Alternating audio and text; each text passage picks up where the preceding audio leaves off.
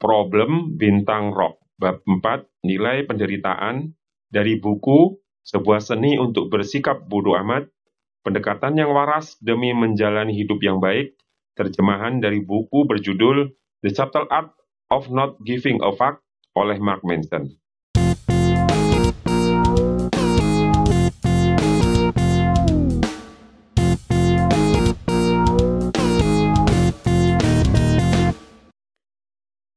Pada 1983, seorang gitaris muda yang bertalenta dikeluarkan dari bandnya dengan cara yang paling buruk yang pernah ada. Band tersebut baru saja menandatangani sebuah kesepakatan rekaman dan mereka akan merekam album pertama mereka. Tetapi beberapa hari sebelum rekaman dimulai, band menyuruh sang gitaris untuk keluar tanpa peringatan, tanpa pembicaraan, tanpa ledakan yang dramatis. Mereka benar-benar membangunkannya di suatu hari dan memberinya tiket bis untuk pulang. Saat duduk dalam bis yang membawanya kembali ke Los Angeles dari New York, si gitaris terus bertanya kepada dirinya sendiri, bagaimana ini bisa terjadi? Kesalahan apa yang saya lakukan? Apa yang akan saya lakukan sekarang? Kontrak rekaman tidak jatuh dari langit begitu saja, khususnya untuk band metal baru. Apakah dia telah kehilangan satu-satunya kesempatan? Namun pada waktu bis sampai di Los Angeles, gitaris ini tidak lagi mengasihani dirinya sendiri dan telah berikrar untuk membuat band baru. Dia memutuskan bahwa band barunya nanti akan sangat sukses sehingga band lamanya akan menyesali keputusan mereka selamanya. Dia akan menjadi begitu terkenal sehingga mereka, band lamanya, akan merasa bersalah selama beberapa dekade melihatnya di TV, mendengarnya di radio, melihat posternya di jalan-jalan, dan fotonya di beberapa majalah.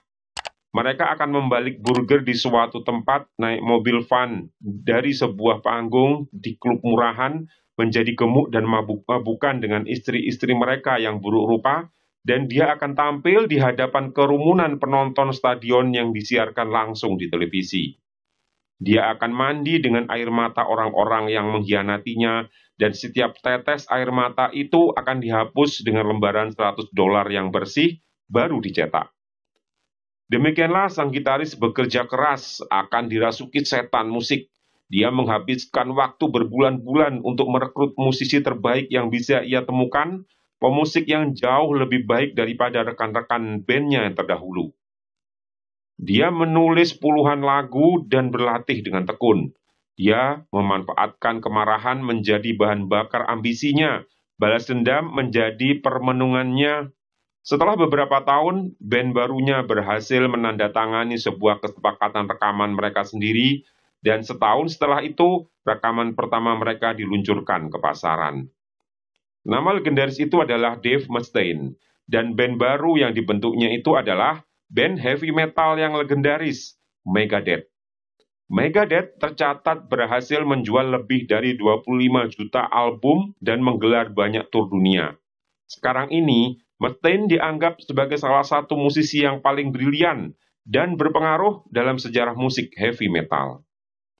Sungguh malang, band yang mendepak bokongnya adalah Metallica, yang telah menjual lebih dari 180 juta album di seluruh dunia. Metallica adalah salah satu band rock terbesar sepanjang masa. Dan karena kenyataan ini, dalam sebuah wawancara pribadi yang cukup jarang di 2003, Mustaine yang berlinang air mata mengakui kalau dia masih saja menganggap dirinya sebagai sebuah kegagalan. Di luar semua pencapaiannya yang mengagumkan, dalam benaknya akan selalu terngiang kalau dia adalah orang yang ditendang keluar dari Metallica. Kita adalah kera. Kita menyangka kita semua sontak menjadi luar biasa setelah menggunakan oven pemanggang dan memakai sepatu produk dari perancang tertentu, padahal kita hanya sekelompok kera yang dibungkus ornamen yang mahal. Dan karena kita adalah kera, secara naluriah kita mengukur diri kita sendiri dengan berpatokan pada orang lain dan untuk mencari status. Pertanyaannya bukan apakah kita mengevaluasi diri kita berdasarkan pencapaian orang lain, namun pertanyaannya adalah dengan standar apa kita mengukur diri kita sendiri. Dave Mustaine, entah sadar atau tidak, telah mengukur dirinya entah lebih sukses dan populer dibandingkan Metallica atau tidak. Pengalaman dikeluarkan dari mantan bandnya sangat menyakitkan, sehingga dia menggunakan sukses seperti Metallica sebagai alat untuk mengukur dirinya dan karir musiknya. Meskipun telah memanfaatkan suatu peristiwa buruk menjadi sesuatu yang positif seperti yang dilakukan Mustaine dengan Megadeth, pilihannya menggunakan kesuksesan Metallica sebagai alat pengukur hidupnya justru terus menyakiti dirinya puluhan tahun berikutnya. Meskipun mendapatkan uang dan penggemar serta pujian, dia masih menganggap dirinya sebagai suatu kegagalan. Sekarang, Anda dan saya bisa saja melihat situasi yang dihadapi Dave Mustaine dan tertawa.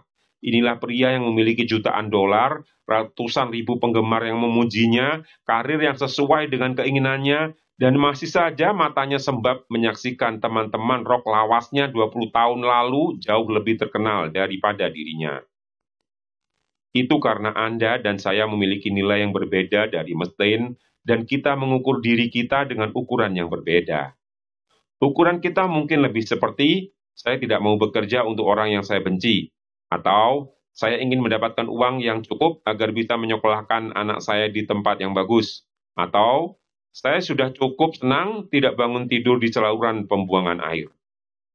Dan jika menerapkan ukuran-ukuran tersebut, tentu Mustaine adalah orang yang sukses, tidak dapat dibayangkan luar biasa besar. Sebaliknya, jika kita menggunakan ukuran Mustaine, menjadi lebih populer dan sukses daripada Metallica, dia adalah sebuah kegagalan. Nilai yang kita pegang menentukan ukuran yang kita gunakan untuk menilai diri kita sendiri dan orang lain. Nilai yang dipegang Onoda tentang kesetiaan kepada Kekaisaran Jepanglah yang menahannya berada di lubang selama hampir 30 tahun. Tapi nilai yang sama juga membuatnya merasa pedih ketika pulang ke Jepang. Ukuran Mustaine, yaitu menjadi lebih baik daripada Metallica, sepertinya membantu karir musiknya sukses luar biasa cepat. Namun, ukuran yang sama juga menyiksanya di balik keberhasilannya. Jika Anda ingin mengubah cara Anda memandang permasalahan Anda harus mengubah nilai yang Anda pegang dan atau bagaimana Anda mengukur kegagalan atau kesuksesan. Sebagai contoh, mari kita perhatikan seorang musisi lain yang dikeluarkan dari band. Aneh, karena kisahnya seperti menggemakan Dave Mustaine, meskipun ini terjadi 2 dekade sebelumnya. Pada 1962, ketika itu ada desas-desus tentang sebuah band asal Liverpool, Inggris yang sedang meroket. Band ini punya potongan rambut yang lucu dan punya nama yang lebih lucu lagi. Namun musik mereka tidak dapat dipungkiri sangat bagus dan pada akhirnya menarik minat industri musik. Ada John, vokalis utama dan penulis lagu.